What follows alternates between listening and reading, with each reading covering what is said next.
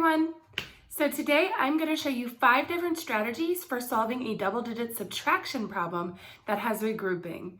So stay tuned if you want to learn more. So our problem is 75 minus 29.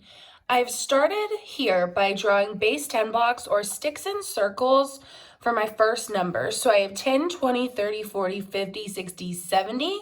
And then 5 ones here in pink to start off with. So I've drawn my first number. For the strategy sticks and circles, after I've drawn my first number, I'm going to subtract the parts for my second number. So I've circled and checked my 9 here because I realized when I had 5 ones here, I didn't have enough to subtract 9. So I went up to the tens place and borrowed one of those 10 rods and split it up into a group of 10. I like this strategy because it really shows students the why behind regrouping when we stack the numbers on top of each other a little later on. So now that I've regrouped this 10 back over to the ones place, I'm able to subtract that 9. So now I'm going to take away 9 ones. So 1, 2, 3, 4, 5, 6, 7, 8, 9. And after I've done that, I'm going to count to see how many ones I have left over.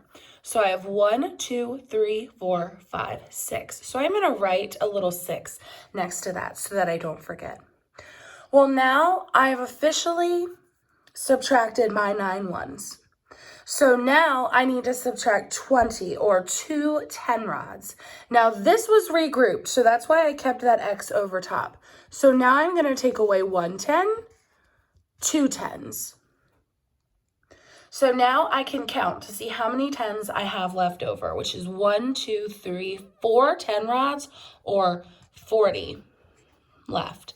So I know 40 and 6 put together is 46. So this strategy is called open number line.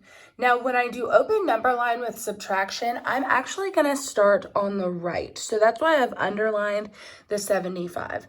I'm going to write my first number all the way over here to the right. And then I'm going to split apart my second number using place value. So I know that 29 split using place value is 20 plus 9. So I'm going to start by subtracting my first part, which is the 20. So I'm going to minus 10, which is 65, minus another 10, which is 55. I've subtracted the 20, and now I'm going to hop back 9 spaces. So I would hop back 9 spots, and then count backwards from 55, 9 spots. And that would get me to the answer of 46. This strategy is called subtract the parts. So to start off with, I'm going to split up the second number using place value. So I know that 29 is the same thing as 20 plus 9. So then I'm going to rewrite my problem as 75 minus 20. I'm going to subtract the first part, and that's a little friendlier for me to do in my head. So if I do 75 minus 20, I get 55. Well, then I subtracted the first part, so now I need to subtract the second part. So I'm going to do 55 minus 9, which is a lot easier to do in my head than the original problem, which gets me to my final answer of 46. This strategy is called make a 10. So I tell my students that the rule for this strategy is that you can only use it if you have a number that has a 9 in the ones place over here. Now I do that because I don't want them adding too many numbers across that subtraction sign. So the goal with this strategy is that I want to make one of my numbers a nice, even, pretty 10. And I can do that by adding 1 to both sides of the subtraction sign. Now, whatever I do on one side of the subtraction sign, I have to do on the other. So if I add 1 over here, I have to add 1 over to 75 as well. So that changes my problem from 75 minus 29 to 76 minus 30, which is a lot friendlier to do in my head, which I know 76 minus 30 gets me 46. So the last strategy I'm going to show you today is also the last strategy that I show my students. And the reason is because if we don't understand why regrouping works, then we have a hard time writing the numbers correctly here. So I'm always going to start with my ones place over here, 5 minus 9. But I can't do that. I tell my students, if I have 5 apples, can I eat 9 of them? No, I can't.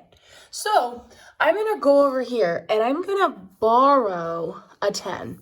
And when I borrow a 10, that 6 gets written right there because it's no longer 7 groups of 10, it's 6 groups of 10. And this number changes too. So I have my students cross that out and then write a 15 because it's not 5 anymore. It has an extra group of 10. So now that I have that extra group of 10, I can take away 9.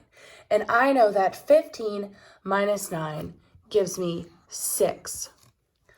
Well, now this isn't a 7 anymore, it is a 6. So I'm going to do 6 minus 2, which I know is 4. And we're back. So I hope that out of the 5 strategies that I showed you, you were able to find at least one that works best for you. Thank you so much for joining me today, and I hope that you learned something new.